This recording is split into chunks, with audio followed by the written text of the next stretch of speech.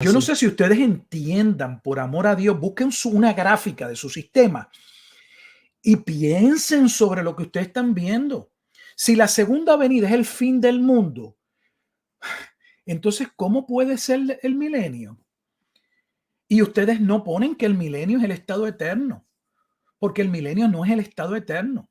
El milenio son 1000 años y cuando llega el final del milenio hay otra tribulación, que dicho sea de paso necesitan 2 templos más, porque ustedes no miran su gráfica. Son más templos, pero no voy a entrar en la complejidad, poniendo que el templo, solo el templo que destruyeron los romanos es el segundo templo. Ustedes requieren no solo un tercer templo, ese tercer templo va a ser destruido en la gran tribulación. ¿Y cómo va a ser destruido? Bueno, porque ustedes dicen que ahí se va a cumplir Daniel capítulo 9, versículos 26 y 27.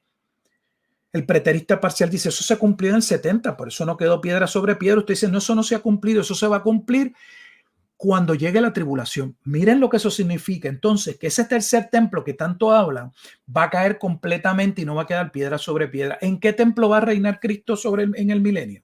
Un individuo que dice que el preterismo parcial es una herejía, pues yo ni lo considero, porque yo sé que estoy hablando con un ignorante, porque él ni sabe que es preterista parcial, o sea, él mismo se está acusando. O sea, es como el maestro estúpido que le dice a los estudiantes en un salón de clase, porque él quiere hacerse como que él es el entendido y él se va a mofar de los cristianos y le dice, ¿saben qué? No existe verdad absoluta. Oiga, pues si no existe verdad absoluta, lo que usted acaba de decir tampoco, o sea, pues no existe, porque usted ha hecho una declaración, una afirmación que es un absoluto y se acaba de contradecir, pues usted hizo que eso no existe, no existen declaraciones absolutas. O sea, vivimos en un mundo donde la gente se contradice y no se dan cuenta ni de lo que dicen. O sea, ese que dijo eso, yo ni lo tengo que juzgar, él mismo se juzgó, él mismo dijo que era un hereje. Es más, lo hizo peor. Dijo que el cristianismo es una herejía porque el cristianismo es preterista parcial, porque el cristianismo plantea que parte de la profecía contenida en el Antiguo Testamento se cumplió en Cristo, por eso es el Mesías. ¿Por qué el cristianismo plantea que Jesús es el Mesías? A través de todo el contenido del Nuevo Testamento. Claro. No es porque dice, aquí se cumplió lo que estaba escrito, y aquí se cumplió lo que estaba escrito. Cada vez que la Biblia dice, aquí se cumplió lo que estaba escrito, una profecía, que está diciendo que es parte del pasado, ya no es futuro. Por eso es preterismo parcial.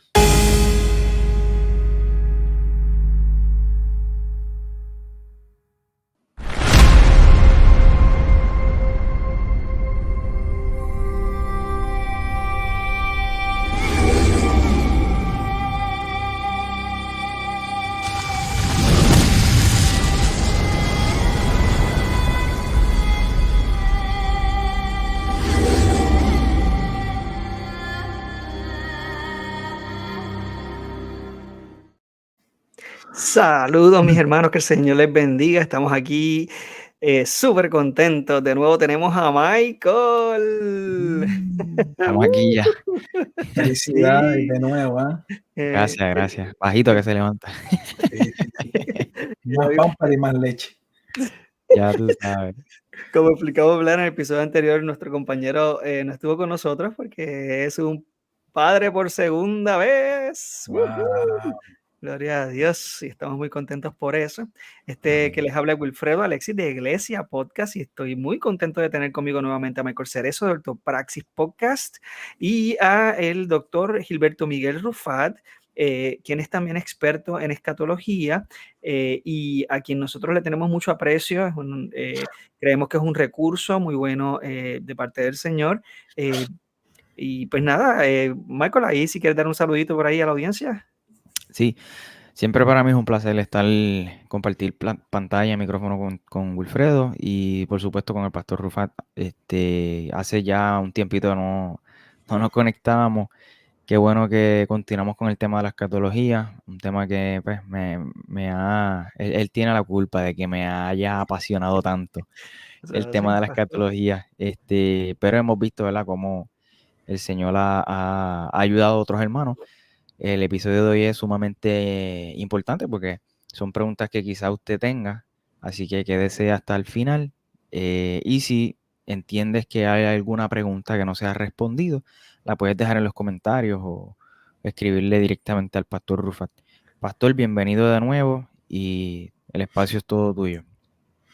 Bueno, pues agradezco nuevamente el poder estar con ustedes también. Es una bendición para mí el poder realizar este audio, este video, y que podamos aclarar algunas preguntas que se quedaron de un video anterior, preguntas que son genuinas, que merecen una contestación. Eso es lo que estamos esperando hacer Dios mediante hoy.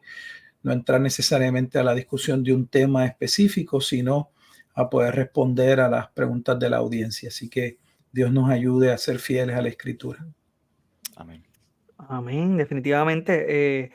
Bueno, gracias también por estar aquí con nosotros, a todos los que nos están escuchando y los que nos están viendo por las diferentes plataformas.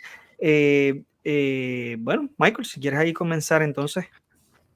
Sí, hay varias preguntas. La primera pregunta que tenemos por aquí, Pastor, para usted, para entrar de lleno en materia, dice de la siguiente manera: ¿la datación temprana del libro de Apocalipsis supone entonces un cumplimiento completo del mismo?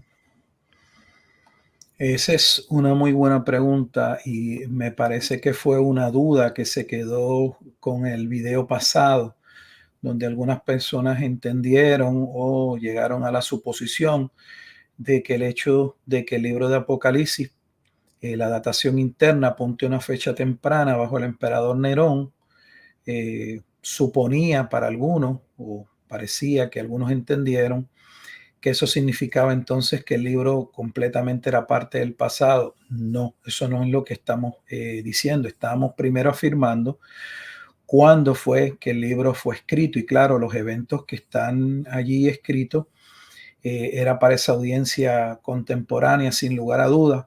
Pero eso no significa que dentro del libro de Apocalipsis hay eventos que sí estaban colocados para un tiempo futuro. Apocalipsis capítulo 6 al capítulo 19 narra el inicio de cuando se abren los sellos, luego los 7 sellos, perdón, del séptimo sello, las 7 trompetas, y de la séptima trompeta entonces vemos las 7 copas de la ira de Dios que van a llevar a la destrucción de esa ciudad llamada Babilonia, también Sodoma, Egipto, la ciudad donde en las afueras fue crucificado Cristo, Apocalipsis capítulo 11, versículo 8, que no es otra que la ciudad de Jerusalén. Pero entonces, cuando llegamos al capítulo 20, en el capítulo 20 se coloca el milenio. Y yo creo que la mayoría de la audiencia que se coloca o entiende o asume o cree en una posición premilenialista, sea histórica o dispensacionalista, luego de la segunda venida de Jesucristo, de ese evento donde ellos lo colocan, viene el milenio, según como ellos lo creen. Nosotros no creemos que el libro de Apocalipsis, en esos capítulos 6 al capítulo 19, narra la segunda venida. Allí lo que se narra es el juicio que debía suceder con relación a la apostasía y el rechazo del pueblo judío a la palabra de Dios, el derramamiento de la sangre de los profetas y, por supuesto, el del propio Jesucristo, para entonces darse el periodo del milenio, que es el periodo milenial en el que tanto postmilenialistas como milenialistas creemos que estamos viviendo, y que el mismo va a cerrar con entonces el evento llamado la segunda venida de Jesucristo. Pero en el propio esquema del premilenialismo dispensacional o de la doctrina del rapto, usted puede buscar un esquema en internet y usted va a poder notar que antes de la segunda venida lo que ocurre son 7 años de tribulación, sea como lo dividan. Sucede la segunda venida y la segunda venida da paso al reino milenial, un reino milenial que son 1000 años específicos, y es al final de esos 1000 años que entonces sucede el evento de Gog y Magog. Esa parte del milenio es la que estamos viviendo, y ese último engaño que se muestra en Apocalipsis capítulo 20, donde Satanás, luego de ser apresado por un periodo el periodo milenial, es suelto, vuelve a engañar las naciones. Esa parte, todavía todos esos eventos asociados a la segunda venida no los hemos vivido. De hecho, esa era la postura de la iglesia. La iglesia nunca pensó, no hay documentación histórica de ningún rapto, que la gente creyera en un rapto secreto, sino lo que la iglesia siempre creyó fue, pues estamos esperando la segunda venida de Jesucristo, y la segunda venida de Jesucristo trae el juicio de las naciones que serían juzgadas cuando van o atentar contra la esposa del Cordero, la santa ciudad. Sale fuego, son consumidos, se da la resurrección general de todos los muertos, se presentan ante el juicio del gran trono blanco, y eso da paso al establecimiento de la formalidad o la consumación del estado eterno o del cielo nuevo y tierra nueva. Esos eventos no han sucedido, por lo que no, el hecho de que datemos el libro y que la fecha en la que Juan está escribiendo sea bajo el emperador Nerón, no significa que todo el libro se ha cumplido. Los que creen eso son preteristas completos. Nosotros no somos preteristas completos, no creemos que eso es lo que la Biblia enseña, y de hecho la evidencia histórica de la prueba aún patrística muestra solo un preterismo parcial. Me puedo equivocar, yo no conozco el universo de la patrística, pero toda la documentación de los padres de la iglesia que hasta este momento he tenido la oportunidad de examinar, cuando hablan de las 70 semanas de Daniel, estamos hablando de Daniel capítulo 9, versículos 24 al 27, esa última semana, muchos de ellos vieron el cumplimiento bajo en el primer siglo, bajo el emperador Nerón. Algunos mencionaron a Vespasiano, Tito, o sea, todos están relacionados al primer siglo y a una fecha del 60 al 70 y tanto, no más de eso. Así que la primera pregunta ha sido un poco más extenso. El libro de Apocalipsis se cumplió completo, la datación que coloca el libro en una fecha temprana bajo el emperador Nerón significa que el libro ya es todo del pasado, que todo está consumado. No, eso no es lo que significa y no es lo que hemos dicho. Y si eso es lo que alguno pensó, pues lo estamos aclarando. Sí, yo creo que quizá se tiende a confundir, ¿verdad? Mucho el preterismo parcial, bueno, para aquellos que no conocen quizás el tema, con el preterismo completo, y creo que uno de los argumentos o de lo que he escuchado por ahí es que cuando se explica lo que usted estaba explicando, valga la redundancia, en el video pasado, acerca de la datación del libro y demás, pues se tiende a pensar que entonces ya se está asumiendo una postura preterista total. Sí, yo creo que ya que estás mencionando ese aspecto, creo que es bueno que hagamos una distinción, aunque nosotros no tendemos a utilizar tanto lenguaje académico, tal vez por el beneficio de algunos de los hermanos, porque es una confusión que está ocurriendo mucho más de lo que yo hubiese pensado. Y es que hay muchos hermanos pensando que estamos pues predicando precisamente el preterismo total. No sé si de manera súper breve, pastor, usted puede explicar la diferencia entre el preterismo parcial y el preterismo total. ¿Y qué Bueno, es esto? básicamente el preterismo viene de la palabra que conocemos en español, el pretérito. La pretérito significa pasado.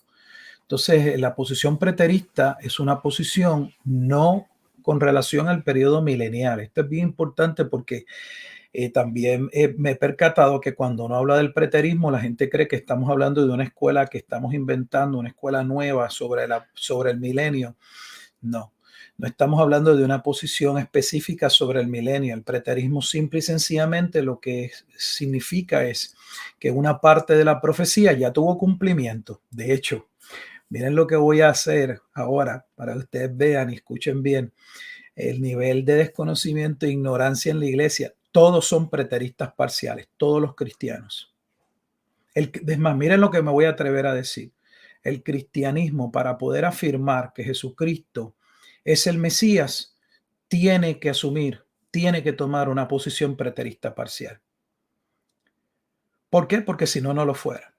Significa que hay unas profecías antiguo testamentarias que tuvieron cumplimiento durante el ministerio de Jesucristo. ¿Y qué significa eso? Literalmente que hay una profecía que ya es parte del pasado. El libro de Apocalipsis presenta dos juicios 2 eventos separados por el periodo milenial. Y eso, vuelvo y le digo, si usted busca una gráfica, y hay muchísimas gráficas en internet con relación a la posición del rapto, usted va a ver que la batalla de Armagedón está separada de la batalla de Gog y Magog por el periodo llamado milenio. Entonces, no sé cómo esos 2 eventos, si están separados por un periodo de 1000 años, que en el caso de los dispensacionales es un periodo literal, son 1000 años específicos. ¿Cómo puede ser el mismo evento? No sé qué batalla pueda durar 1000 años, ¿no? Además de que, encima de ello, usted tiene que entender que en la primera batalla, la ciudad, que es llamada prostituta o ramera, es destruida. Sin embargo, la ciudad, que en Apocalipsis 20 es protegida, es llamada la ciudad santa. Es la esposa del Cordero. Entonces, no estamos hablando de la misma ciudad. Estamos hablando, en el caso de Armagedón, del juicio de la Jerusalén de abajo, como se establece en Gálatas capítulo 4, y luego la protección sobre la Jerusalén de arriba, que representa a la iglesia, a los creyentes. O sea, ¿cómo podemos tener al mismo tiempo Dios diciéndole a la misma ciudad, tú eres una prostituta, y luego diciéndole, yo te amo, esposa? ¿Cómo la destruye antes del milenio y luego la preserva? O sea, obviamente son 2 eventos, y de hecho, vuelvo y le digo, porque es que algunos de ustedes lo único que han escuchado es que se van, que tienen las maletas listas porque se van volando en las nubes, y sus pastores no le han enseñado, no le han explicado el cuadro completo de los eventos hasta el estado eterno. Fíjese que yo no soy preterista, no soy premilenialista dispensacionalista, y a veces hablo con premilenialistas dispensacionalistas, que a mí me parece que yo entiendo más lo que ellos creen, y noto que tienen lagunas en lo que hablan porque no conocen lo que ellos supuestamente afirman. Entonces, esa parte del periodo milenial hacia Gog y Magog y los eventos que suceden en la segunda venida del estado eterno, nada de eso ha ocurrido. Todavía nosotros creemos, tanto los amilenialistas como los posmilenialistas, que simple y sencillamente son aquellos que colocan el milenio antes de la segunda venida de Jesucristo, porque en términos prácticos, solo hay 2 posiciones con relación al milenio. Usted dirá, ¿2 posiciones? Sí, solamente hay 2 posiciones. O el milenio es colocado. Si el punto que divide el milenio es la segunda venida, entonces la pregunta es, ¿cuándo ocurre el milenio? ¿O antes de la segunda venida o después? Por lo tanto, solo hay posmilenialismo y premilenialismo. La razón por la que los amilenialistas prefieren el nombre, aunque no todos les gusta el nombre amilenial, porque a lo mejor no representa realmente lo que se cree, y algunos pueden creer que la palabra A es una negación del milenio. La razón por la que no se llaman posmilenialistas es para hacer una distinción con los posmilenialistas, no en términos de dónde colocan el milenio, sino de qué es lo que se cumple en el milenio y cómo se desarrolla ese periodo milenial hasta la segunda venida de Jesucristo, y por eso se llaman amileniales y posmileniales. Pero ambos creen que el milenio es antes de la segunda venida, y luego están los premilenialistas, sean históricos o, en el caso de nuestros días, los dispensacionalistas pretribulacionistas. Así que no todo el libro se ha cumplido. Obviamente hay unos eventos que no han ocurrido. El preterismo completo, ¿cuál es el problema? Que el preterismo completo toma tanto Armagedón como Gog y Magog y los hace un solo evento. Básicamente los hace un mismo evento. O sea, otros lo que ven es que Armagedón es el juicio contra Jerusalén, y yo no sé cómo colocan el milenio en los 40, o sea, en lo que se llama la generación. Esa generación viene a ser el milenio. O sea, yo no sé cómo la generación pueden ser 1000 años. Pero bueno, ahí sucede el milenio. Eso sí que se requiere un toque de magia y de gracia para entender eso, o algunos malabares teológicos que yo desconozco. Es como uno puede llegar a esa conclusión. Y entonces está Gog y Magog. Pero si ustedes lo ven, como ellos interpretan la razón por la que ellos entienden todo se cumple, es porque lo que nosotros llamamos la venida del Hijo del Hombre en las nubes, el juicio contra Jerusalén, para ellos es la segunda venida de Jesucristo. Y tanto Armagedón como Gog y Magog es parte de un mismo evento que está separado, no como explicamos, por un periodo milenial de 1000 años completo, o como lo ve el postmilenial o el amilenial, por un periodo largo, extenso de tiempo, porque en el preterismo parcial solo está separado por la generación.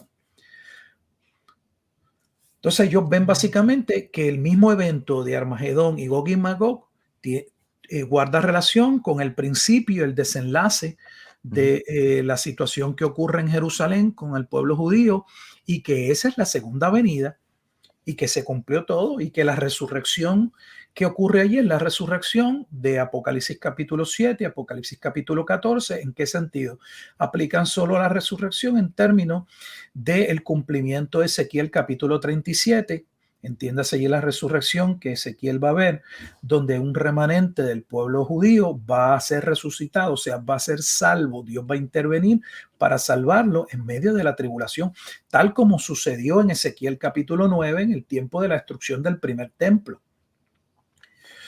Entonces, eso que se ve en Ezequiel, ellos dicen es que es lo que vuelve a suceder con relación al segundo templo, y esos son los judíos que Dios resucita, que sería Daniel 12, para salvación. Entonces, el preterismo completo entiende que no queda nada, ya todo se cumplió.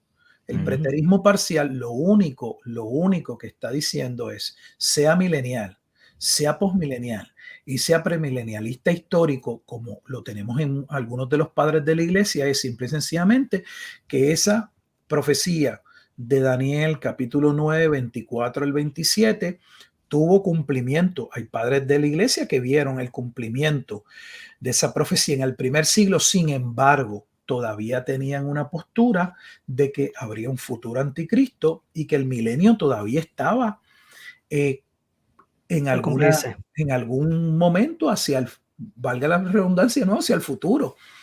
Claro. Pero eso es solo lo que dice el preterismo parcial, que hay una parte de la profecía que se cumplió, pero es que no hay ni que llegar al año 70. El cristianismo, para poder validar, vuelvo al primer punto, que Jesucristo es el Mesías, tiene que levantar una apología de que Jesús cumplió parte de la profecía en su primera venida. Eso no es lo que hace la iglesia en términos generales, porque los cristianos no decimos, a menos que sea un preterista completo, que Jesús cumplió todo, cumplió toda la profecía. Los judíos dicen, no, que Jesús no cumplió toda la profecía, y la iglesia responde, no, si él cumplió unas cosas en su primera venida, y sabemos que quedan unos eventos que tendrán su consumación y su día en la segunda venida, y lo que está relacionado a ella. El mero hecho de que nosotros usemos el Antiguo Testamento para validar, para ver el cumplimiento, como lo hace el Nuevo Testamento, no es que nosotros lo hagamos, es que lo hacen los autores del Nuevo Testamento, eso es preterismo parcial, porque significa que hay profecía que forma parte del pasado, punto. Ya, yo no lo había visto de esa forma, pero es verdad. Es que no lo explican porque no entienden el punto. Miren lo que estoy diciendo. Sí. Todos los creyentes son preteristas parciales y no lo saben porque nadie se lo ha explicado. Definitivamente, definitivamente. Eso está muy interesante, y por eso realmente a veces, honestamente, yo no soy tan fanático de los epítetos o de los títulos que se puedan poner los cristianos en ciertos aspectos, porque honestamente a veces encajonan el pensamiento o lo que realmente uno puede ver o no en las escrituras, que está claro, y claro, nos ayudan tal vez a entender ciertas posturas, pero a veces tenemos que tener cuidado en que, pues, le voy a poner el sello al hermano de, es preterista parcial. Pues mira, realmente la mayoría de las personas que yo he escuchado hablar de preteristas parciales, lo que dicen son preteristas. No, ni siquiera parece que conocen el término parcial, y de esa manera, entonces, prácticamente cualquier persona que pueda ser preterista parcial lo tildan de hereje, porque no conocen verdaderamente la postura y ni siquiera conocen tampoco el título. Yo creo que por eso en ese sentido, yo no estoy diciendo que, ¿verdad? Las categorías son malas porque definitivamente nos ayudan a entender, ¿verdad? O a organizar las ideas. Sin embargo, creo que cuando estamos hablando de algún tema, volvemos a lo mismo. Las escrituras son la autoridad. No se trata de que fulano si es o no es preterista o si es amilenial o si es lo otro. Vámonos a las escrituras, hermano. Vamos a ver qué es lo que decía, qué es lo que reveló el Espíritu Santo. He escuchado hermanos decir, no, pero entonces es que pues los evangelistas, pues sí, pues contaron las cosas de alguna manera para traer un punto, pero entonces, pero lo que importa, pues Jesucristo lo dice de esta manera, como si el relato de lo que está diciendo Jesús tiene mayor inspiración que lo que los autores de la escritura escribieron, ¿no? Lo que quiero Claro. decir es que nosotros los cristianos, los creyentes reales, entendemos que la Biblia es la palabra de Dios y no importa en qué libro de la Biblia estemos, toda tiene el mismo peso. Y si vamos a hablar, por ejemplo, de la iglesia primitiva, de los primeros cristianos, hermanos, tenemos un gran insumo en las mismas escrituras. No hay por qué inventarse que crean los cristianos, ¿verdad? De alguna manera u otra, porque las escrituras tenemos una descripción de esa iglesia primitiva.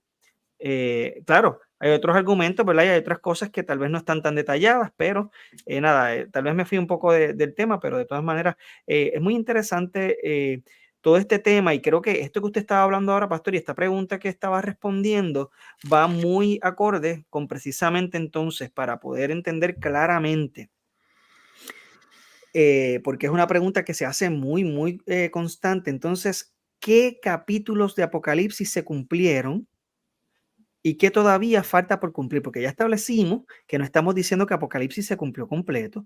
Estamos diciendo, ¿verdad? Que incluso cuando vemos las escrituras y vemos, y usted está explicando muy bien, que hay una razón lógica y pues precisamente porque hay un milenio entre que separa ciertos eventos de otros, principalmente la guerra de Armagedón con la guerra de Gog y Magog, que usualmente hay muchos hermanos que entienden que son la misma batalla, pero tenemos un milenio entre medio que nos deja saber que está muy difícil poder Yo no sé relacionar una cómo batalla con la Gog otra. pudo durar 1000 años.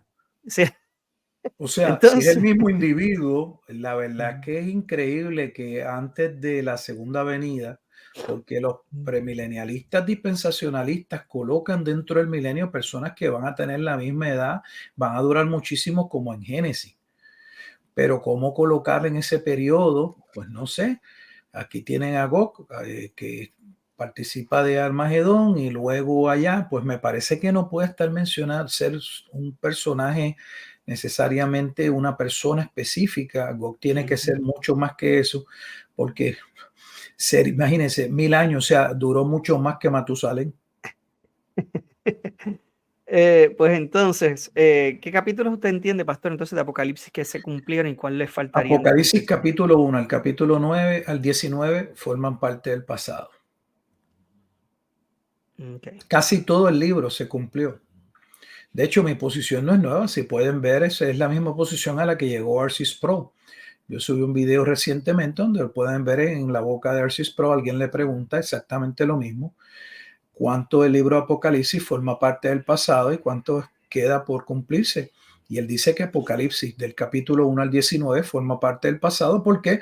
Porque el 19 es el que termina con la destrucción final de Armagedón, la ciudad apóstata. Y esa ciudad es Jerusalén. Eso ocurrió en el año 70. Es luego de esa destrucción que entonces en ese capítulo 19 se da paso a las bodas del Cordero.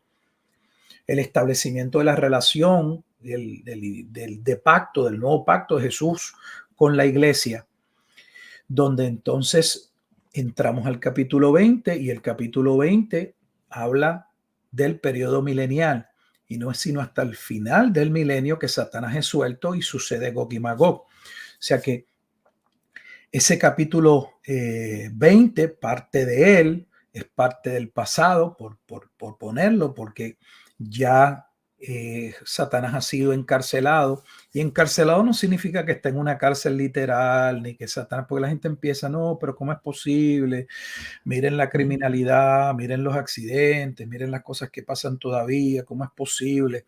Para empezar, eso muestra, y vuelvo y lo digo con mucho respeto, la ignorancia de nuestra iglesia hoy, porque eso supone que Satanás lleva a cabo todo el mal del mundo. Óigame, hermano, Satanás es un ser creado, él no es omnipresente. O sea, si no es omnipresente, él no puede estarle usted moviéndole la escalera para que se caiga, y a mí, no sé, moviendo mi volante para que yo tenga un accidente en el carro. Ambas cosas no las puede hacer a la vez, porque él no es Dios. ¿Ve? Hasta eso muestra la ignorancia. A veces colocan a Satanás como si Satanás fuera Dios, y Satanás no es la contraparte de Dios, ni tiene la naturaleza y los atributos de Dios. Así que el capítulo 20 forma parte de ese periodo del milenio en el cual creemos que estamos viviendo, y es en ese capítulo 20 donde ya en los versículos 11 de esta mi Biblia, la parte que corresponde a la segunda venida, toma del versículo 7 hasta el versículo 10. Apocalipsis 20, 7 al 10. Es la parte que corresponde. Yo no sé si usted lo sabía, pero Apocalipsis capítulo 20, versículos 7 al 10 es lo que corresponde a la segunda venida, siendo la segunda venida el momento en que sale fuego del cielo y consume. Estoy hablando del versículo 9, Apocalipsis capítulo 29, o sea que solo un versículo en el libro de Apocalipsis recoge el evento de la segunda venida. Entonces, ¿el libro trata de la segunda venida? No, el libro no trata de la segunda venida, y le digo, lo puede buscar en cualquier comentarista. Busque dónde está la segunda venida. Si usted busca dónde está la segunda venida ubicada en el libro de Apocalipsis, es Apocalipsis capítulo 20, solo en el capítulo 20, y el versículo clave es el versículo 9, que ni tan siquiera menciona que Jesucristo desciende físicamente ni visiblemente. Lo único que dice allí es que cuando el Satanás vuelve a confederar una multitud o las naciones que sean de los cuatro ángulos de la tierra para indisponerlos y traerlos contra la ciudad amada, sale fuego del cielo. Eso es lo único que dice, literalmente es lo que dice. Dice, y de Dios descendió fuego del cielo y los consumió. Esa es la segunda venida. O sea, el libro de Apocalipsis, con todo respeto, hermano, usted, yo entiendo sus dudas, créanme, porque uno estuvo de ese lado, uno creyó un sinnúmero de cosas porque pues las escuchó, se las dijeron, ya hemos visto, hemos hablado en otros momentos dados, eran ampliamente aceptadas y bla, bla, bla, bla, bla. Pero hay cosas que no se sujetan realmente al estudio. Entonces, no todo el libro se cumplió, y esa es la diferencia entre el preterismo parcial y el preterismo completo. Y vuelvo y le digo, el preterismo parcial no es una herejía, hermanos, porque ahora hay un grupo de personas que usted los oye, especialmente estos youtubers, ahora estamos llenos de teólogos y tenemos un montón de disparateros en las redes sociales, gente que van a dar cuenta de Dios de las estupideces que dicen, porque voy a decir la palabra, las necedades que dicen. No miden ni sus palabras.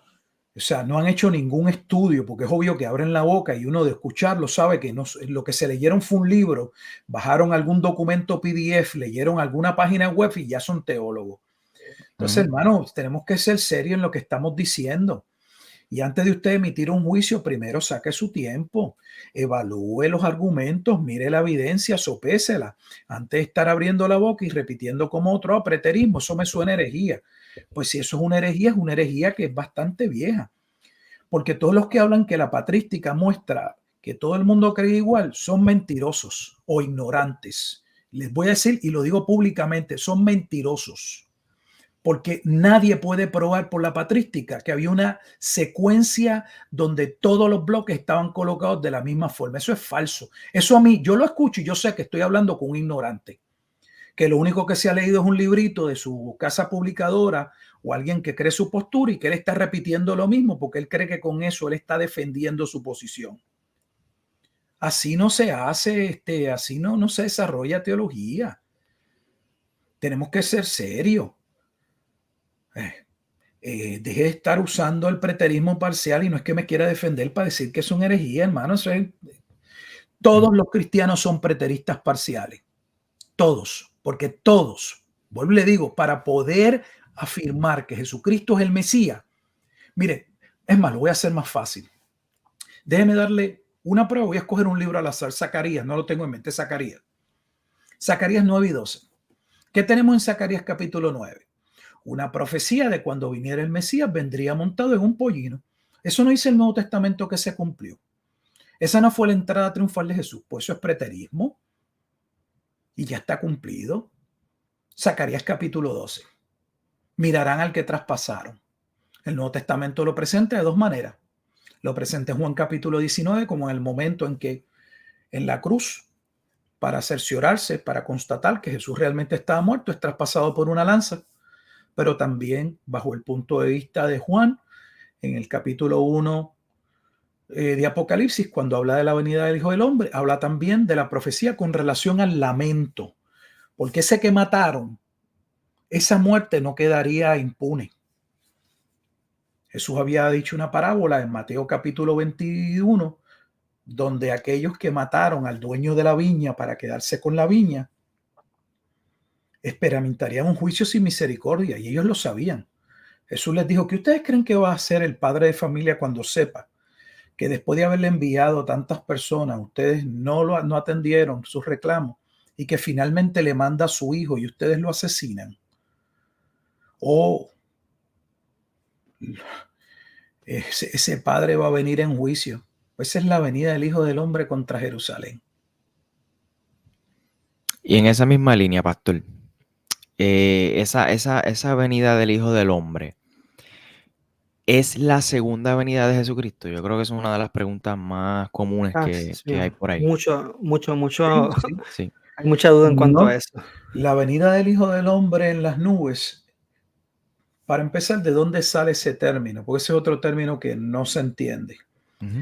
Cuando hablamos del término la venida del Hijo del Hombre, tradicionalmente y generalmente, lo que ustedes van a escuchar es que ese título es un título que apoya la naturaleza humana de Jesús, que eso habla del aspecto humano de Jesús. No negamos que obviamente la segunda persona de la deidad se encarna. Eso no está en discusión. De hecho, eso se resolvió en el Concilio de Nicea, al Calcedonia. Ya la iglesia entendía claramente ese aspecto de la naturaleza humana 100% y divina en la persona de Jesús. Eso no está en discusión.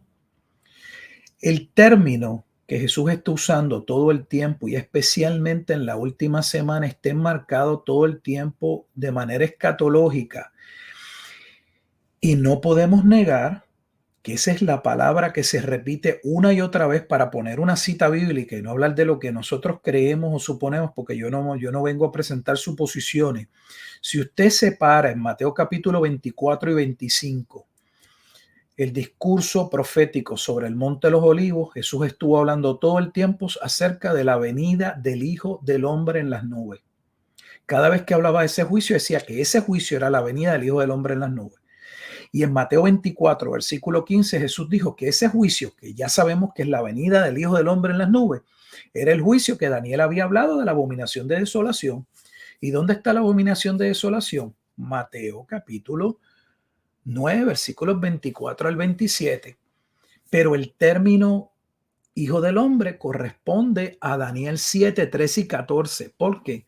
Porque ese es el momento en los días del Cuarto Imperio, que es Roma, en el que Daniel va a ver aquel que, si usted mira cómo está descrito el anciano de días, exactamente la imagen que se presenta en Apocalipsis, o la descripción del Hijo en el capítulo 1, exactamente como está en Daniel capítulo 7, y se apresta a venir en juicio, pero el juicio no es contra el mundo, el juicio es contra Jerusalén. Mire, hermano, déjame ver si yo los puedo ayudar, porque ustedes, algunos de ustedes, y lo hago con respeto, pero tienen que pensar. Los judíos no estaban esperando el fin del mundo. Yo sé que usted lo ha escuchado y su pastor le dice que mira las 3 preguntas, que hay una pregunta ahí que claramente es el fin del mundo. Mire, hermano, Eso es un soberano disparate. ¿Por qué? Porque los judíos lo que esperaban era el milenio. Ellos lo que estaban esperando era el fin de la era para que diera paso al reino. Ellos no estaban esperando la destrucción del mundo, todo lo contrario. Sabían que habían unos eventos asociados, los dolores de parto, pero lo que estaban esperando era ¿cuándo restaurarás el reino de Israel? No era el fin del mundo. O sea, colocar eso en la mente de ellos no corresponde a la verdad. Y sabe que no solo que no corresponde a la verdad, eso cuestiona su propio sistema en términos de las gráficas que ustedes hacen de eventos. Porque si la segunda venida es el fin del mundo, entonces ¿cómo puede haber el milenio después de la segunda venida? Porque el milenio no es el estado eterno. O sea, yo no sé si ustedes entiendan, por amor a Dios, busquen una gráfica de su sistema y piensen sobre lo que ustedes están viendo. Si la segunda venida es el fin del mundo, entonces, ¿cómo puede ser el milenio? Y ustedes no ponen que el milenio es el estado eterno, porque el milenio no es el estado eterno. El milenio son 1000 años y cuando llegue el final del milenio hay otra tribulación, que dicho sea de paso necesitan 2 templos más, porque ustedes no miran su gráfica. Son más templos, pero no voy a entrar en la complejidad, poniendo que el templo, solo el templo que destruyeron los romanos, es el segundo templo. Ustedes requieren no solo un tercer templo, ese tercer templo va a ser destruido en la gran tribulación. ¿Y cómo va a ser destruido? Bueno, porque ustedes dicen que ahí se va a cumplir Daniel capítulo 9, versículos 26 y 27.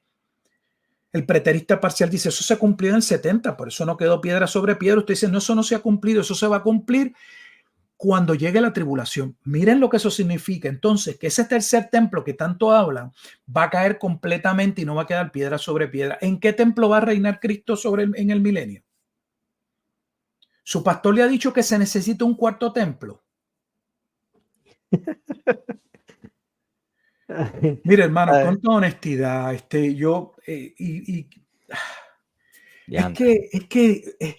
el nivel perdón, quieren criticar, el nivel de idiotez es increíble, ya basta de tanta tontería.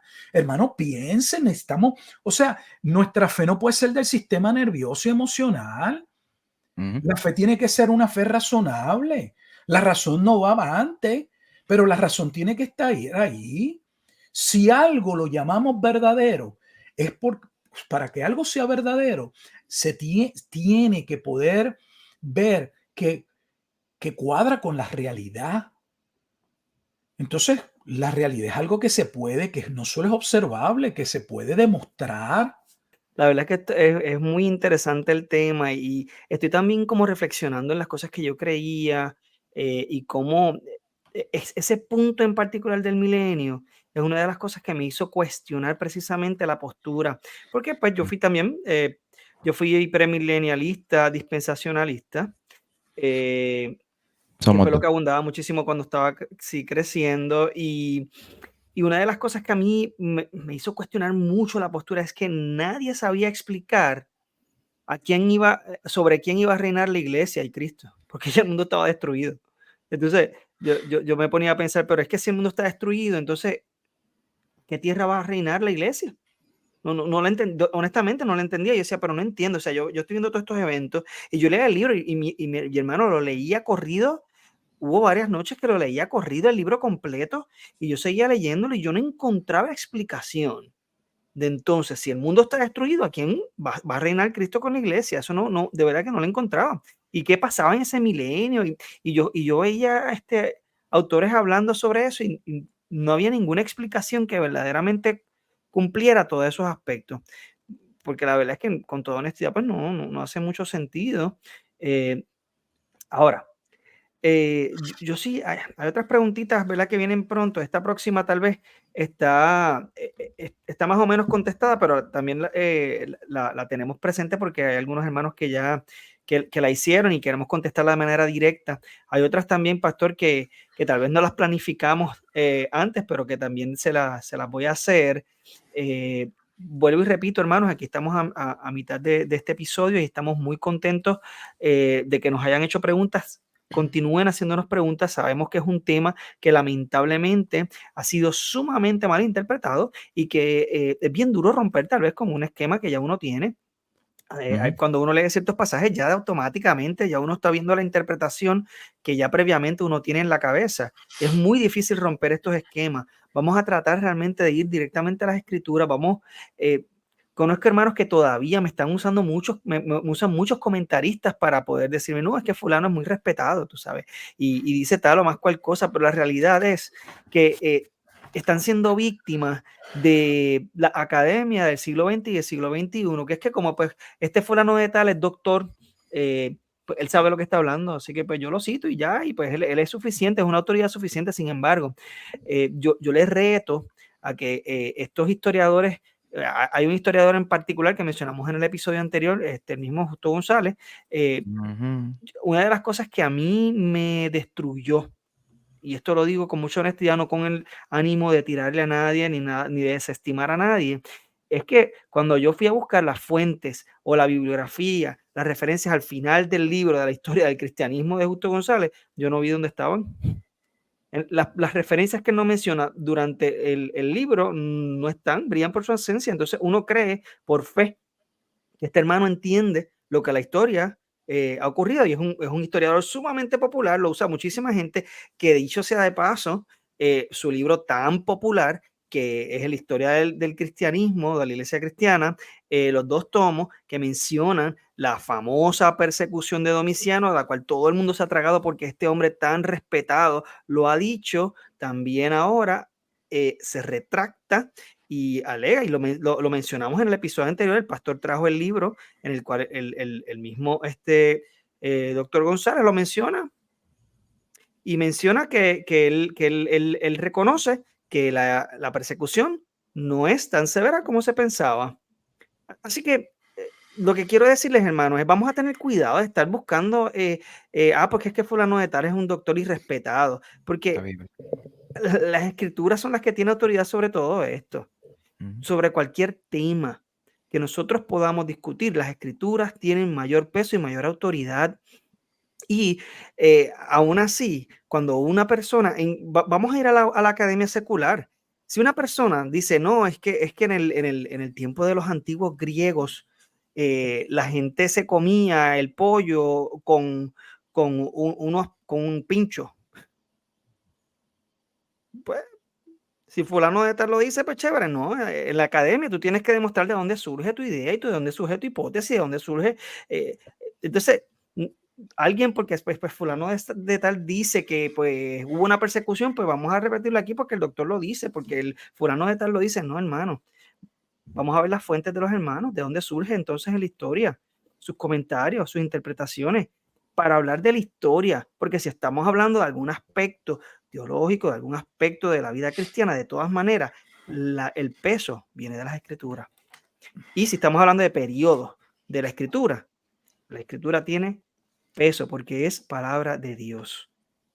Eso fue un pequeño paréntesis, pero nada, es que a veces me Citar asombra. más, sí, sí, sí, citar más Biblia y menos autores. Que no está mal leer historia, no está mal, ¿verdad? Leer, pero es que cuando vamos a utilizar las cosas, los argumentos como base, tenemos que asegurarnos de dónde surgen esos argumentos. No podemos conformarnos con que una persona tiene renombre. Bien. Yo creo que Perdón. y perdóname, para cerrar con ese paréntesis, yo creo que una de las cosas que hemos aprendido, al menos yo, y doy fe que muchos de mis hermanos acá en la iglesia local, también es que el pastor Rufat nos ha enseñado a lo que es la analogía de la fe, que no es algo nuevo, pero es poco practicado, al menos en Puerto Rico.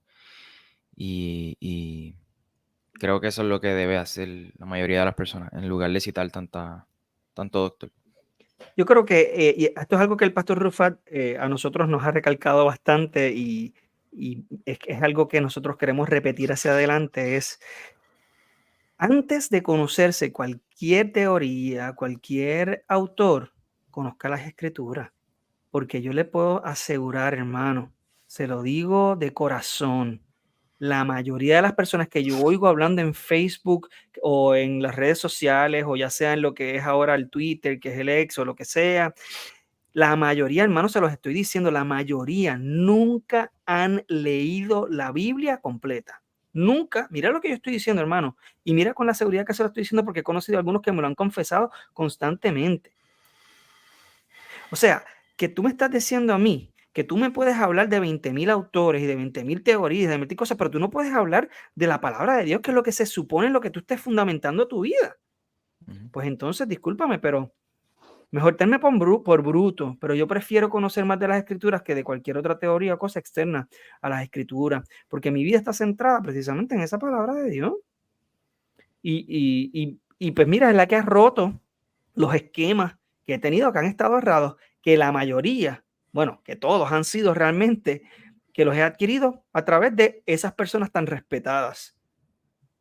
Así que nada, lo digo, ¿verdad, hermanos? Porque tenemos que tener cuidado. Vamos a tener discernimiento, vamos a orar, vamos a pedirle al Espíritu Santo que nos ayude a entender la Escritura. Podemos consultar a algunos comentaristas, pues, para ver tal vez luego que nosotros pues tenemos un dominio de un pasaje, pues mira, para ver cómo lo vio fulano o mengano, pero no es para basar nuestras opiniones, no es para basar nuestras creencias ni nada de esto. Anyway, vamos a la cuarta pregunta que nos hicieron del video anterior, y es que ¿qué eventos, pastor, todavía forman parte del futuro? Si ya hemos hablado que por lo menos ya vimos también en parte de Apocalipsis, esta pregunta tal vez también comprende otros pasajes que usualmente se utilizan para hablar de escatología. ¿Qué eventos todavía, pastor, pues faltan? Forman parte de ese futuro que todavía no se ha cumplido. Bueno, creo que lo hemos mencionado, pero si sea Apocalipsis capítulo 1 al 19 ya se cumplió, estamos viviendo el periodo milenial. El periodo milenial, si Armagedón es la batalla donde Dios juzgó a la ciudad pecadora, rebelde, los 1000 años literales creo que se quedaron cortos, porque llevamos más de 2000 años. Entonces el amilenialismo no coloca el milenio como 1000 años completos, literales, sino un periodo indeterminado de tiempo. Nadie sabe cuándo ese periodo va a concluir. Ese periodo va a concluir, lo que sí sabemos que concluye con una rebelión que va a haber. No significa que el diablo no pueda estar planificando o haciendo cosas antes, pero su estrategia final, el reunir unas naciones y el disponerlas contra la ciudad santa o la ciudad amada, la esposa del Cordero, no sucede si hasta Apocalipsis capítulo 20, versículos 7 por ahí al 10, que es la batalla de Gog y Magog, lo que se conoce como Gog y Magog, Ezequiel capítulo 38 y 39. Entonces, ese es el evento en el que podríamos estar viviendo. En el periodo milenial se podría estar ahora mismo efectuando todo un engaño, una indisposición contra la iglesia como nunca antes, y cuando Satanás se preste a llevar a cabo su movimiento contra la iglesia para tratar de exterminarla, ahí es que la Escritura dice que sale fuego de Dios y los consume.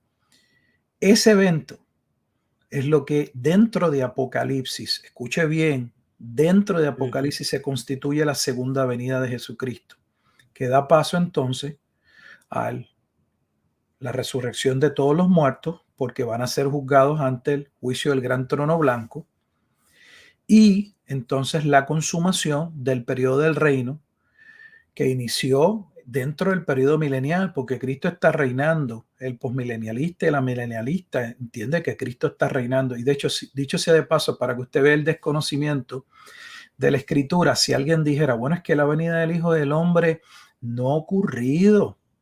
Yo he escuchado eso, es que eso no ha ocurrido. Pues yo quisiera que alguien me diga cómo es que por el Espíritu Santo, Lucas, en el libro de los Hechos, y tan temprano como el capítulo 7 y en el versículo 56, dijo que él veía que Jesucristo estaba sentado a la diestra del Padre, o sea, el Hijo del Hombre ya estaba sentado. La imagen de Daniel capítulo 7 es la imagen que ve Esteban antes de morir. Wow, sí, eso es verdad. Eso es O sea, verdad, porque él está es reinando ahí. es más, se lo voy a leer, déjeme buscarlo y leérselo. Mire, Libro de los Hechos, capítulo 7, dice lo siguiente. Voy a leer desde el 55, escuche. Pero Esteban, lleno del Espíritu Santo, puestos los ojos en el cielo, vio la gloria de Dios y a Jesús que estaba a la diestra de Dios. Y dijo, he aquí veo los cielos y abiertos y al Hijo del Hombre que está a la diestra de Dios. O sea, vio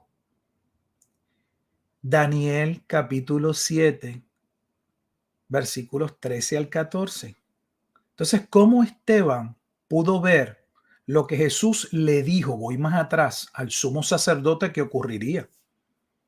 Porque el sumo sacerdote se rasga sus vestimentas cuando le dice, te conjuro delante de Dios que me digas si tú eres el Mesías. Jesús le dice, tú lo has dicho. Y desde ahora te digo, y le dice que él va a ver la venida del Hijo del Hombre en las nubes, que lo va a ver reinando.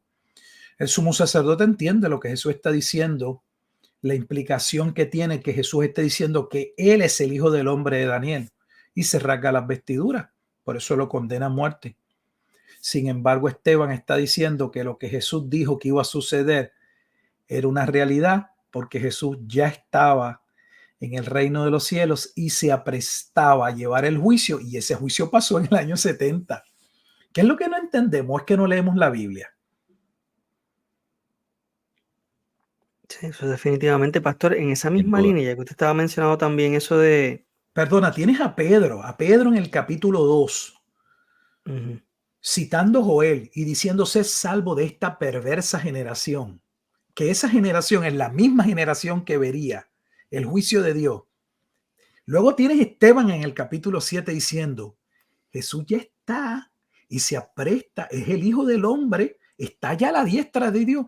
¿Qué hace el Hijo del Hombre a la diestra de Dios en Daniel 7? Va a venir en juicio. Y sucede el juicio. No, pero eso no ha sucedido. Bueno, está bien. Sí, yo creo que lo mismo, yo creo que el problema es poner mucha confianza en muchos autores y pues nada. Otra cosita que le iba a comentar precisamente, ya que estamos hablando precisamente de hechos, esto no lo discutimos tampoco fuera del aire, pero es una preguntita que me hicieron y me acordé ahora. Es en cuanto a Hechos, capítulo 1, verso 11, cuando Cristo está ascendiendo, ¿verdad? En el primer capítulo de Hechos, ¿no? Y entonces, leyendo desde el verso 10 y 11, dice, y estando ellos con los ojos puestos en el cielo, entre tanto que él se iba, y aquí se pusieron junto a ellos dos varones con vestiduras blancas, los cuales también les dijeron, varones Galileos, ¿por qué estáis mirando al cielo? Este mismo Jesús que ha sido tomado de vosotros al cielo, así vendrá como le habéis visto ir al cielo. Este pasaje, la pregunta que me hicieron es si está refiriéndose a ese juicio o si se está haciendo referencia a la segunda venida de Cristo. Porque parecería... Ese pasaje no es tan fácil identificarlo, pero si es una venida visible, la única venida visible que nosotros entendemos ha de ocurrir es en la segunda venida de Jesucristo. La que causa dificultad en ese momento dado, que es la ascensión, el momento de la ascensión, que también está ligado a Daniel capítulo 7, versículos 13 y 14. El problema es que antes de ese comentario o esa aseveración que hacen los ángeles, los discípulos le han preguntado nuevamente a Jesús que si va a restaurar el reino de Dios, el reino de Israel. Entonces, por esa razón, algunos podrían relacionarlo, y de hecho lo hacen y lo interpretan, como que ese momento en que están describiendo los ángeles es el juicio. Por ejemplo, el preterismo completo lo lleva a cabo allí. Dice que esa declaración de los ángeles corresponde al juicio contra Jerusalén y que eso ya forma parte del pasado. Pero en la venida del Hijo del Hombre no es un evento visible. Y de hecho, no sé cuál es el problema con que tenga que ser visible o no, porque volvemos a lo mismo.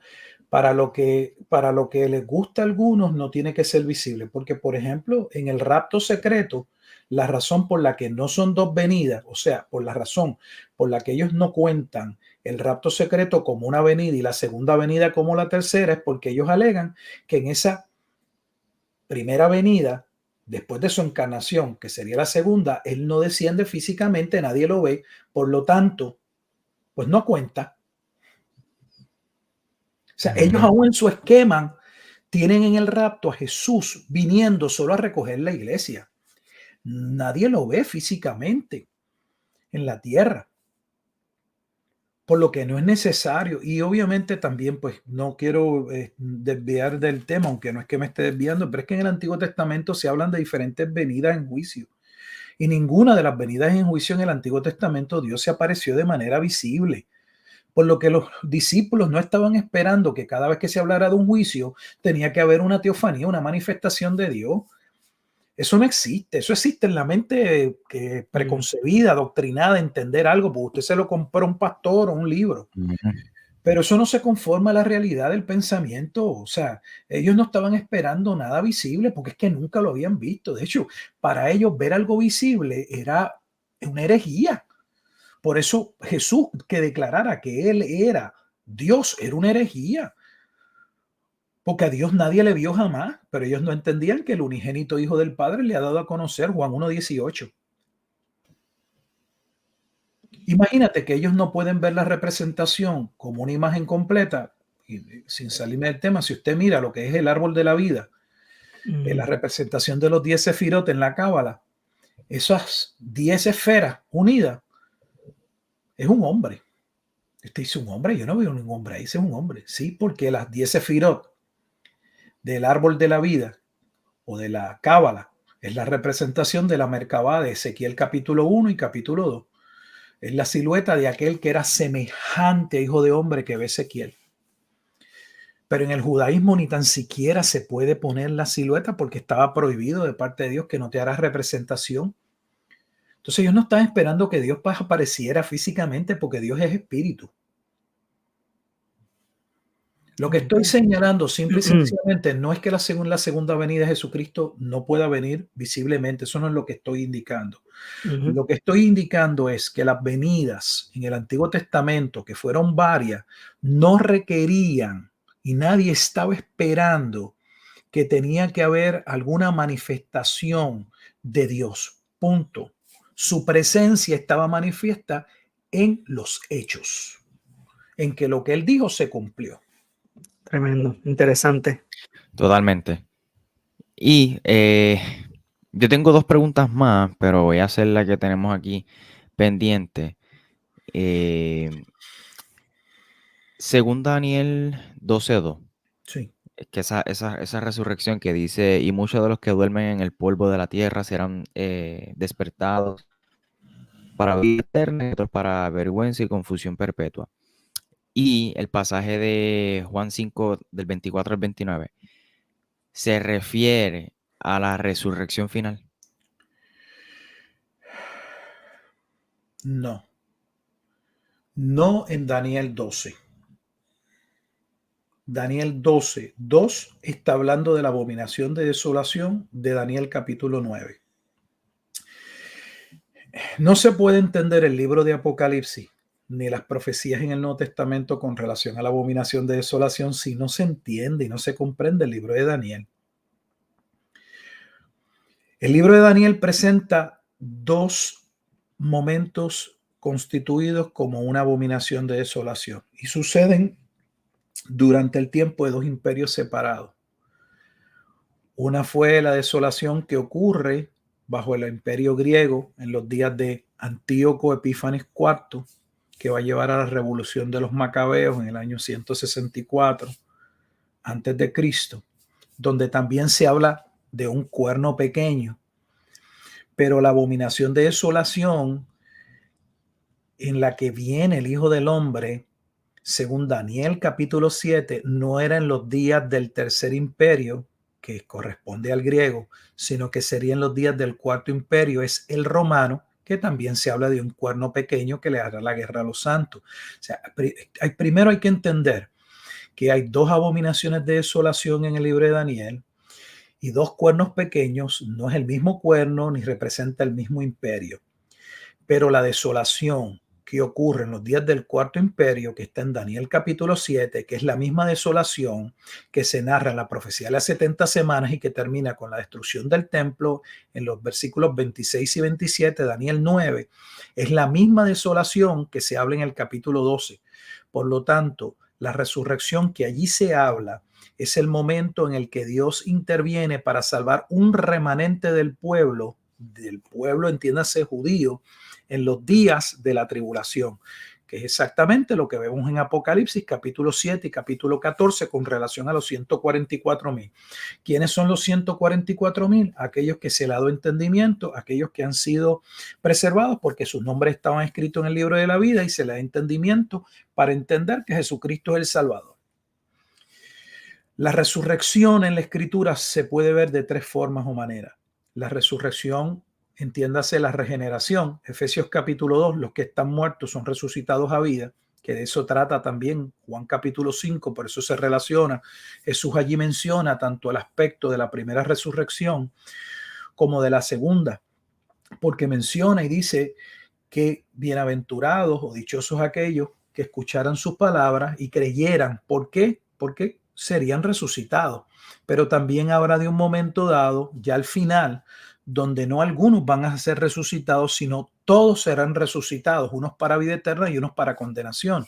Esa resurrección que apunta al final de Juan capítulo 5, versículos 28 y 29, es la resurrección que corresponde a la segunda venida de Jesucristo. Entiéndase, esa resurrección general que da paso al juicio ante el gran trono blanco, donde los que van a ser juzgados son los que no son creyentes.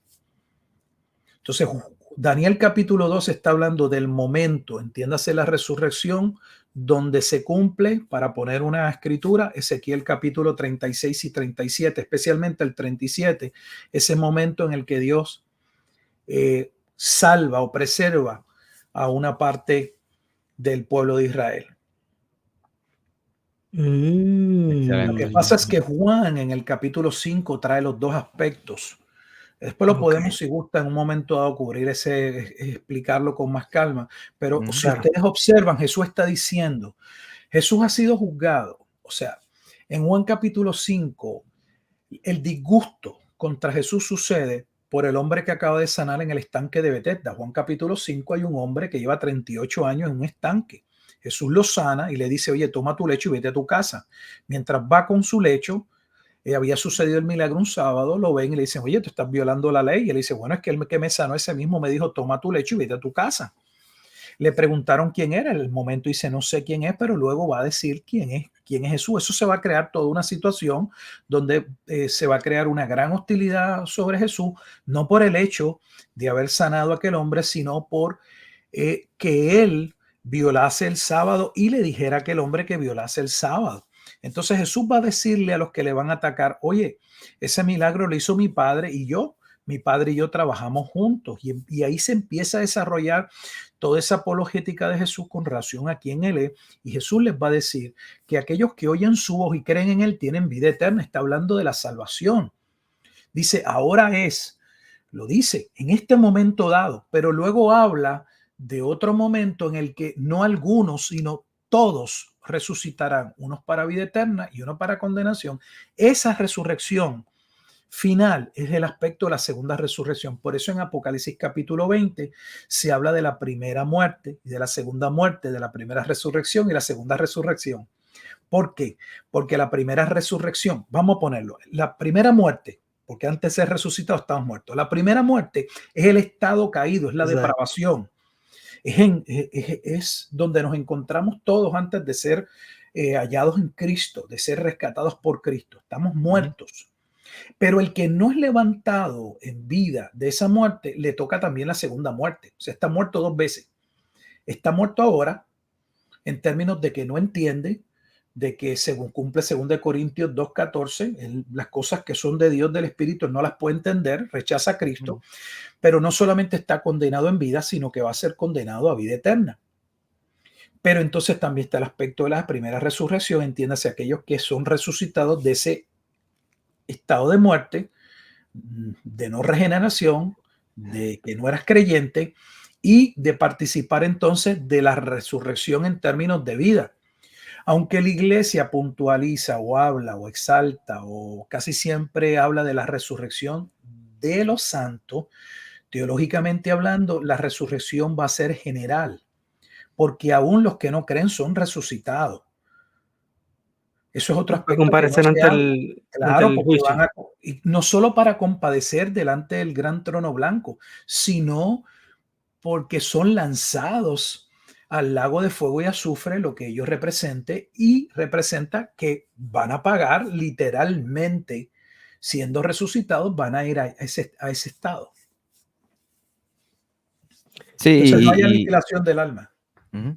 Y se ve bastante claro cuando lee el pasaje de Juan capítulo 5. Voy a leer los últimos dos, el Sí. 28 y 29. No os maravilléis de esto, porque vendrá hora cuando todos los que estén en los sepulcros oirán su voz, y los que hicieron lo bueno saldrán a resurrección de vida, más los que hicieron lo malo a resurrección de condenación. Si lo leen con calma, Michael, te van a, ¿verdad? No es que lo hagamos ejercicio ahora, pero si leen desde el versículo 24, van a ver que hay unos que en el momento en que Jesús está hablando son levantados. Obviamente no están levantados en la segunda venida de Jesucristo. Es la resurrección espiritual. Pero Jesús señala nuevamente esos dos aspectos de la resurrección.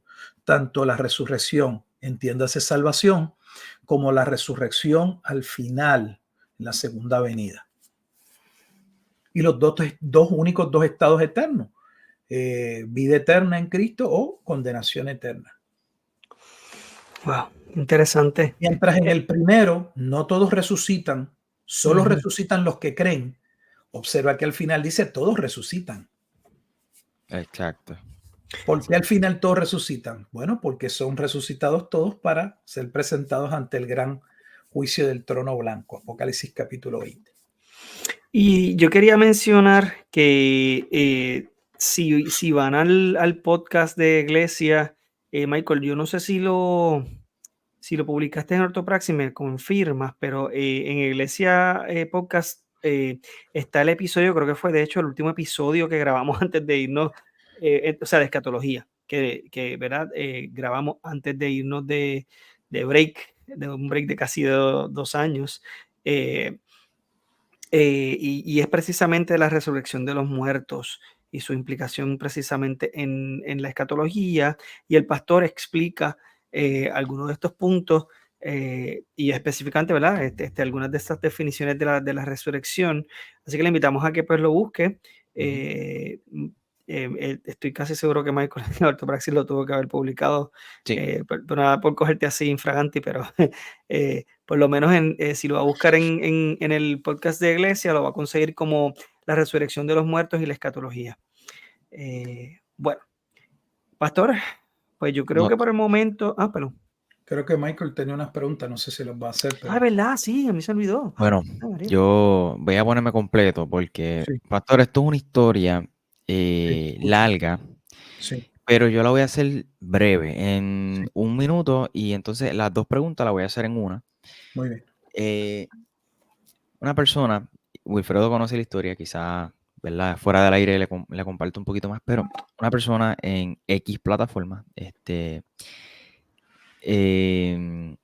nos acusaba, o más bien lo acusaba usted, de hereje, a nosotros también por consiguiente, ¿no? ¿X Porque plataforma literal o simbólica? X, X plataforma literal. Sí, porque él se llama X también, pastor, ahora en Twitter. Ok, ok. Sí, sí, sí. Perdona por Ok. tirarlo al medio. No, lo que pasa es que, tú sabes que obviamente el preterismo total, pues, es una herejía. Pues algunos sugieren que el preterismo parcial también lo es. Ok, curiosamente, la persona que dice eso o hace esas acusaciones, su postura es una idealista. Me encantaría que usted comparta brevemente el peligro de la postura idealista, uno. Y segundo, esta persona que no es de Puerto Rico, fuera de otro país, lo acusaba a usted de que apoyaba a Gary DeMar porque tiene un video en su cuenta de YouTube de Gary DeMar explicando el preterismo total. Nada, no realmente esa segunda pregunta no tiene ni que responderla, Sí. pero si quisieras hacerlo, ¿verdad? Yo tengo videos de preteristas completos en mi canal. Yo tengo videos donde presento a Don K. Preston, y Don K. Preston es reconocido como un preterismo completo. A mí yo lamento, fíjese, que las personas no tengan la capacidad de poder estudiar y poder distinguir lo que es verdad de lo que no lo es. Y el hecho de que tengamos hermanos que sean preteristas completos no significa que en algunos puntos y algunas explicaciones han hecho un buen ejercicio y han buscado una muy buena información o tienen una muy buena explicación sobre cierto pasaje. Y si eso es así, yo estoy bienvenido a escucharlos y a ver cuáles son sus argumentos y sus puntos. El hecho de que uno en un momento dado pueda citar a una persona bajo ninguna circunstancia significa que uno, todo lo que esa persona está diciendo, y yo creo que nadie entiende eso, que uno apoya todo lo que esa persona dice. Yo creo que son falacias, son comentarios de niños que simple y sencillamente, como no tienen ningún argumento que presentar, pues tienen que irse a cuestiones de esa naturaleza, que lo que, pues, para mí, lo que muestra es lo poco que dominan el tema, porque si tuvieran algún punto y alguna interpretación que aclarar, deberían hacerlo con la Biblia. Y se acabó. Esa es la mejor forma. Y de hecho, esa es la única forma correcta. Porque si vamos a estar hablando de teólogos y de libros, nos amanecemos y nunca vamos a llegar a ningún lado. Yo le saco 5 teólogos, usted me saca 5, y usted me saca 10, y yo le saco 10. ¿A dónde vamos a llegar? A nada, pues estamos así. Pero no se trata de los teólogos, no se trata de los libros, se trata lo que la Escritura dice.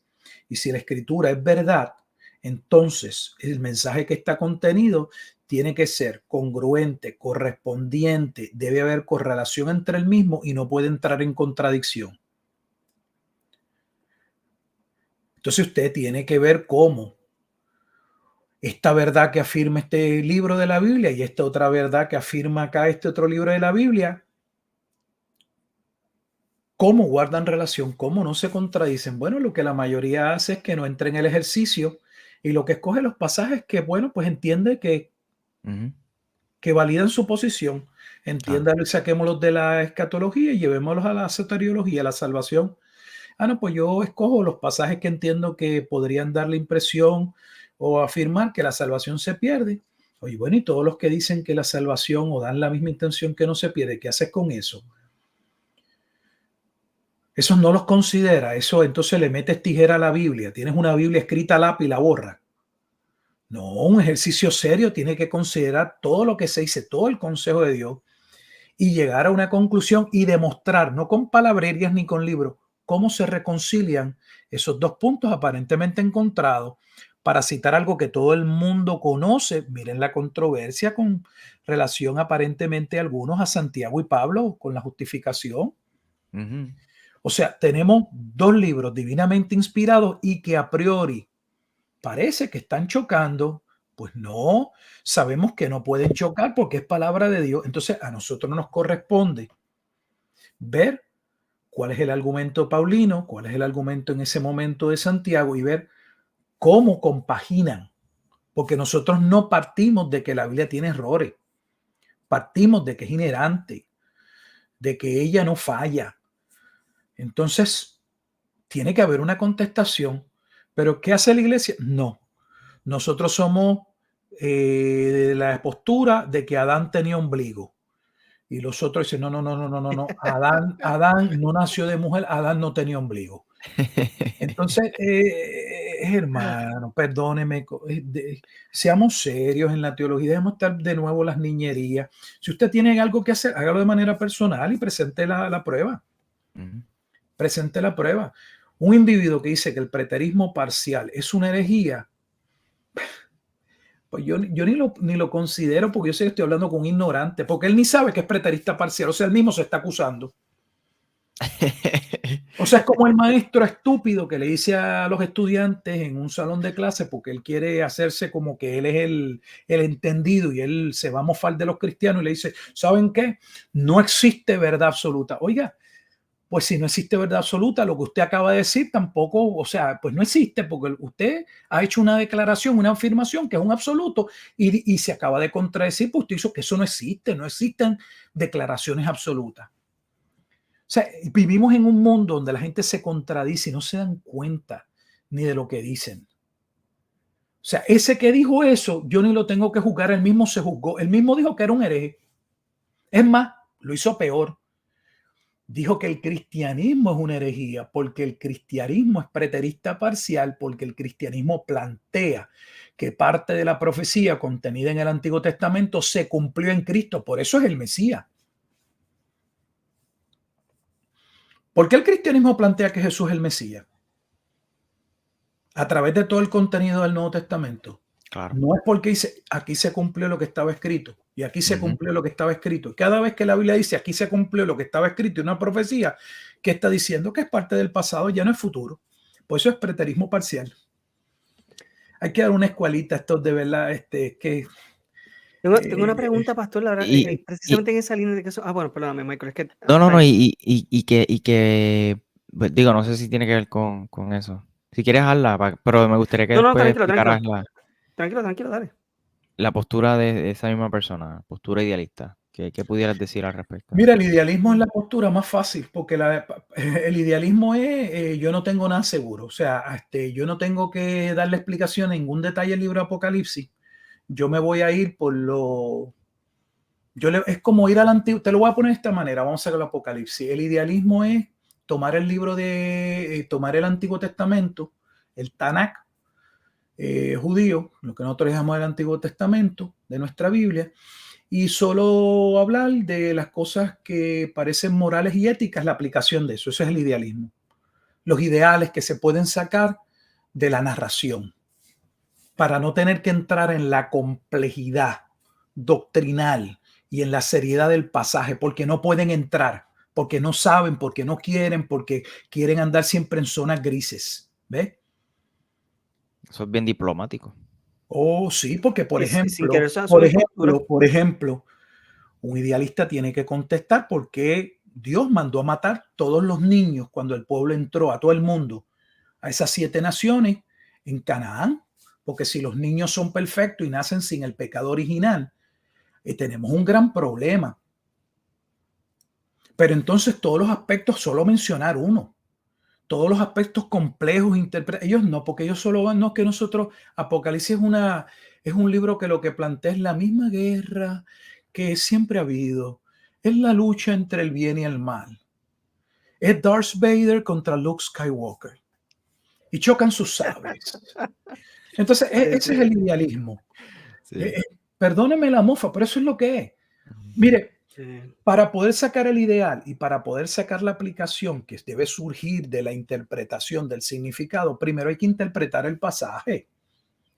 Pero ellos no van a entrar al texto per se, a la interpretación, a la complejidad. Ellos se van a quedar solos. Mire, déjeme ponérselo en otro ejemplo. Este es el individuo que nunca ha buceado, nunca se ha metido en la profundidad de las aguas. Él lo único que hace es, el idealismo es alguien que apenas sabe nadar con uno, no sé cómo se llaman, Googles o los goggles, ajá. los goggles, y un snorkel, y él desde allá está tratando de mirar el fondo. Entonces él va describiendo lo bonito que se ve el mar. Él no va a entrar, o sea, ese tipo es que no le puedo llamar ni interpretación. Se lee el libro y de la lectura del libro, pues mira, ¿qué vemos en el libro? Bueno, pues que hay una lucha, los cristianos sufren, pero al final Dios está en control y todo lo que vemos que ahora no entendemos, pues lo vamos a entender, y qué bueno que aunque tengamos conflicto, pues Dios ya ganó la batalla, ya el libro de Apocalipsis, ciertamente el libro de Apocalipsis expone que Dios nunca perdió ninguna batalla. Pastor, pero entonces también podemos decir entonces que esto es un tipo entonces de corriente alegórica, ¿cierto? Claro, en un sentido lo es, porque eso es lo que hace. Lo que hace es que mira el libro y lo único que hace, pues lo dice la palabra. Claro. Entonces están en zonas grises, no entran a ninguna complejidad del libro. No toman posturas tampoco. Eso es No, fácil. no. Mucho pastor así en Puerto Mira, Rico. es más, te lo voy a poner de esta manera. Es ver el Apocalipsis como una parábola. Ujú. ¿Por qué como una parábola? Porque una parábola, toda la complejidad de toda la historia, no importa la ilustración que se presente, lo larga, extensa, tiene un único propósito. Así es el idealista. Él no, lo complejo del libro de Apocalipsis no es importante, él no va a entrar. Lo único que ve es que hay un conflicto, que siempre lo ha habido, entre los hijos de Dios y los hijos de las tinieblas, entre Dios y Satanás, y ese conflicto lo gana Dios. La iglesia puede estar segura de que está en Cristo, hay que estar preparado, sigamos adelante, continuamos haciendo el trabajo y ya, y se resumió Apocalipsis. Ese comentario, si se vende, puede a lo mejor tener 2 páginas. Interesante. Sí, lamentablemente, ay Dios mío, es que suena tan bonito que me imagino que por eso llamar la atención de algunos de los hermanos. Ujú. Eh, lo que pasa es que también las escrituras confrontan y las personas no quieren ser confrontadas, pero bueno. Pastor, le tengo una última preguntita. También fue que la recordé, que me la hizo un hermano, y tiene que ver, en el Antiguo Testamento, ¿hay alguna referencia directa a la segunda venida de Cristo o a esa resurrección de los muertos final? Repítame la pregunta, disculpa. Que si en el Antiguo Testamento hay alguna referencia a la segunda venida de Cristo o a esa resurrección final. Miren, en el Antiguo Testamento ya hemos hecho otros videos, no hay ningún pasaje claro y contundente que afirme primera venida y segunda venida. Eso es un aspecto con el que ha tenido que lidiar el cristianismo, porque la realidad es que los eventos que se narran, que suceden en la venida del Mesías, se dan todos como que suceden cuando llega el Mesías. Dicho sea de paso, para que entiendan que eso es así, esa es la razón por la cual el judaísmo principalmente no reconoce a Jesús como el Mesías, porque aunque nosotros digamos que hay una parte que se cumplió en la primera venida y pospongamos o digamos que el resto se va a cumplir en el proceso, y dicen, no, es que en el Antiguo Testamento cuando el Mesías viene, cumple todo. Déjame ponerte, por ejemplo, un aspecto. Ellos dicen, ¿cómo Jesús puede ser el Mesías si allí se declara que va a haber un tiempo de paz? ¿Cómo Jesús puede ser el Mesías si la Escritura dice que finalmente va a ser vencida la muerte y no hay más muerte, pero los muertos sigue habiendo muerte y enfermedades? ¿Ves? Sí, eso es Entonces, así. decir que en el Antiguo Testamento se puede señalar las 2 venidas, no. De hecho, los pasajes que uno podría ver que se habla de la primera y la segunda venida son pasajes que tendríamos que ir al Nuevo Testamento y con el conocimiento del Nuevo Testamento regresar al Antiguo Testamento y entender que sí puede estar haciendo referencia y que de hecho lo hace. Voy a traer un ejemplo. Okay. La batalla de Gog y Magog. Cuando usted lee el libro de Ezequiel, capítulo 38 y 39, hay una profecía que inicia en el 38 y hay una profecía que inicia en el 39. No es la misma profecía. Pasa lo mismo que pasa en el libro de Apocalipsis. En el capítulo 38, cuando Dios trae a Gog y la Confederación de Naciones, las trae y arrasa con Israel. Israel va a ser juzgado. Si usted lee el capítulo 39, cuando Gog vuelve a venir, esta vez Dios lo desarma. Viene con armas en su mano derecha, armas en su mano izquierda, lo desarma. ¿Y qué sucede? Exactamente lo que aparece en Apocalipsis. Sale fuego y los consume. Entonces, si el capítulo 39 de la batalla de Gog y Magog es el capítulo que corresponde con lo que sucede en Apocalipsis capítulo 20, por lo tanto, esa batalla de Gog y Magog solo corresponde a los eventos que suceden en la segunda venida, siendo la parte del capítulo 38 lo que sucede en el juicio contra Jerusalén. Eso no se desprende con claridad de Ezequiel 38 y 39, pero sí se desprende de la interpretación a la luz de cuál es la parte de la profecía que se relaciona con el libro de Apocalipsis, porque el único libro de la Biblia en el que aparece Gog fuera de Ezequiel, capítulo 38 y 39, es Apocalipsis capítulo 20. Los judíos honestos Y para esto son honestos porque esto no les causa ningún problema en su interpretación. Dicen que ellos no saben quién es Gog, que la realidad es que no, la palabra en hebreo no se le puede poner a nadie. Claro, nosotros sí sabemos quién es Gog, o sea, el cristianismo sabe y es Rusia, aquello, porque es Rossi, Rossi de Rusia. Eh, Sí, yo he escuchado esa interpretación.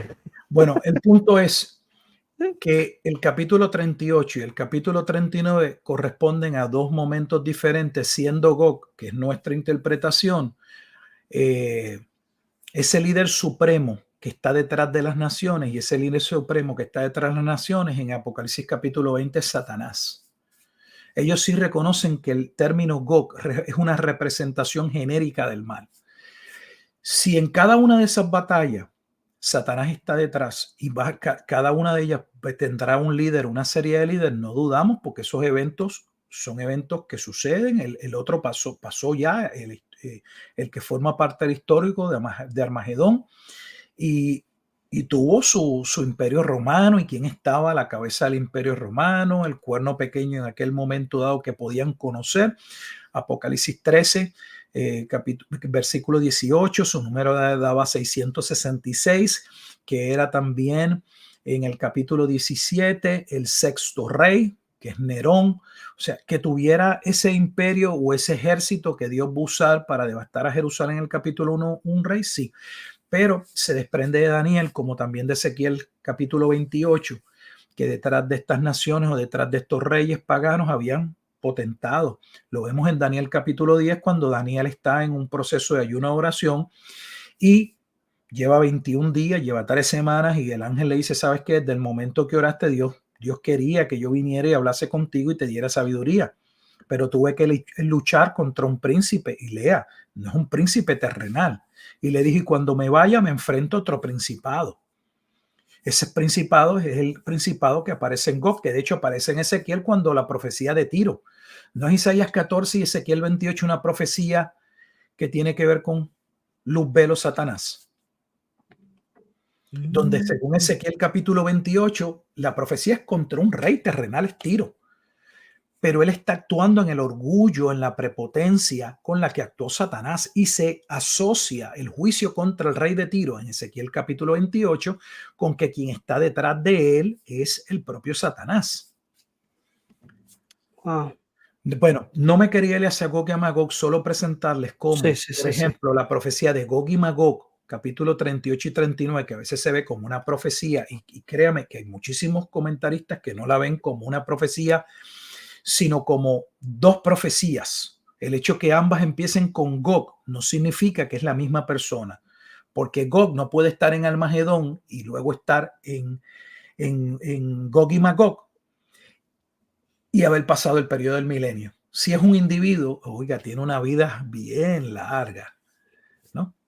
Entonces Gog tiene que representar algo más solo por el tiempo que transcurre entre un evento y el otro. Que dicho sea de paso, entonces entendemos que Gog y Magog está en Apocalipsis. La primera parte del capítulo 38 tiene que ver con el juicio contra Jerusalén, y la parte 39, entonces en el momento en que Dios lo desarma, porque ahora la confederación que trae Gog es contra la amada y Dios no se lo permite, lo desarma, sale fuego y los consume, exactamente como aparece en Apocalipsis capítulo 20. Wow. Tremendo. Entonces podríamos decir de Ezequiel 38 y 39 que el Antiguo Testamento muestra la primera o muestra algo de lo que sucede en la primera venida y también algo de la segunda, pero no se puede interpretar de esa manera si uno no lo ve a la luz del Nuevo Testamento. El Nuevo Testamento, claro. Cuando vas al Nuevo Testamento y regresa y ahora dice, ok, ahora entiendo. Claro. Y en ese sentido, pues es lo que recalcamos, ¿no? Así es como la escritura también se interpreta a sí misma. Bueno, definitivamente, Pastor, le agradecemos una vez más por estar con nosotros. Sabemos que esto es un tema complicadísimo. Cada vez que también conversamos o cuando me siento a estudiar cualquiera de los aspectos de la escatología, me doy cuenta cuán arraigada está a precisamente cualquier libro de la Biblia, básicamente. Es bien importante que entendamos que este tema pues hay muchos hermanos que dicen, no, pues yo no entro en la escatología y qué sé yo, porque es un tema secundario y lo otro. Hermano, es un tema sumamente importante porque si no, no estuviesen las escrituras. Y yo creo que es bien importante que nosotros nos tomemos la seriedad que le dan las escrituras a este tema. Tenemos que dejar, sí, de la vagancia, tomarnos el tiempo de estudiar. No tomemos atajos buscando libros de fulano de tal, de mengano, como le explica y lo otro. No. Tome usted la responsabilidad, busque las fuentes originales, vaya, están accesibles, hermanos. Si usted quiere leer, por ejemplo, de los padres de la iglesia, busque, no busque lo que dice fulano de tal, lo que sé yo, no, busque las fuentes, porque yo le aseguro a usted que muchas de las cosas que usted le han dicho se va a dar cuenta que no son tan certeras como se las dijeron, que lo que hay es una porción de un escrito, que lo que hay es una cita, que no hay un libro completo, por ejemplo, de Ireneo en su idioma original, que usted pueda decir, pues mire, Ireneo pues pensaba de tal manera o de la otra. Hay una cita que hace Eusebio de Cesarea que es tan popular para datar el libro y las personas se agarran tanto de esa cita y el problema es que yo he escuchado hermanos hablar tanto de lo que pensaba Ireneo y lo único que están hablando es de esa cita de Eusebio y no saben ni dónde surge la cita. Porque es que hablo de Policarpo y pues tú sabes, tiene que saber lo que estaba hablando, ¿no, mi hermano? Hay errores en el pensamiento de Ireneo y en el conocimiento de Ireneo y tenemos que entender que nada de lo que escribieron los padres de la iglesia es escritura inspirada. Tenemos la escritura inspirada, tenemos que sentarnos a estudiar las escrituras, tenemos que sentarnos a ver cómo se relacionan los libros de la Biblia. Para eso, lo primero que usted tiene que hacer, mi hermano, es leer la Biblia completa. Léala completa. Porque le voy a decir, la Biblia se relaciona, el mensaje de la escritura, desde el primer verso de Génesis hasta el último verso de Apocalipsis. Si usted no entiende esa relación entre los libros, va a seguir creyéndose los cuentos de camino que cuentan los autores. Lea por usted mismo, vea las cosas, vea los pasajes en su contexto, vea a qué se refiere cada pasaje según lo que escribe ese autor inspirado por el Espíritu Santo. Y así créame que va a derribar muchas de las mitologías que le han contado a usted.